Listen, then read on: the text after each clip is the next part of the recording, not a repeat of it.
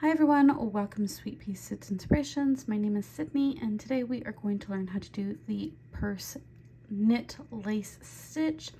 Today's stitch is a 1 row repeat and the multiple for this stitch is a multiple of 2 plus 2.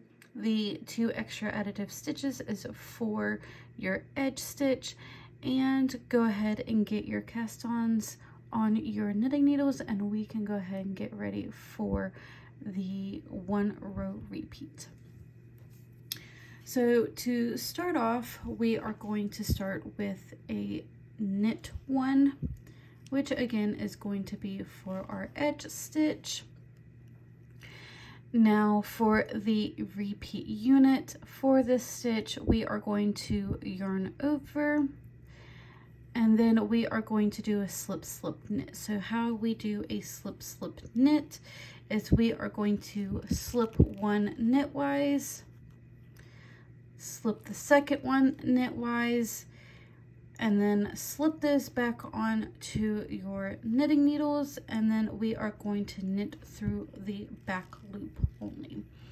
And doing that is aligning our stitches, and that way when we go back to the back side of our work, we don't have twisted stitches. Now you can just go ahead and do a knit 2 together in the back loop if you would like to do that and skip a step with the slip slip knit, but if you do the knit 2 together in the back loop only, you will have twisted stitches, so be mindful of that.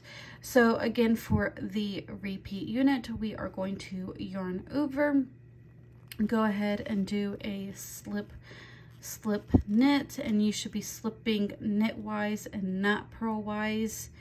If you slip purlwise, then it defeats the purpose of doing a slip slip knit.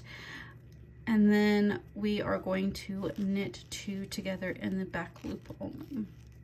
And I will do that with you guys once more. Again, yarn over, making sure you are yarning over counterclockwise, slip knitwise, slip the second one knitwise, and then slip those back onto your left hand knitting needle, making sure you are slipping those purlwise back onto your left hand knitting needle. And then we are going to do a knit 2 together in the back loop only.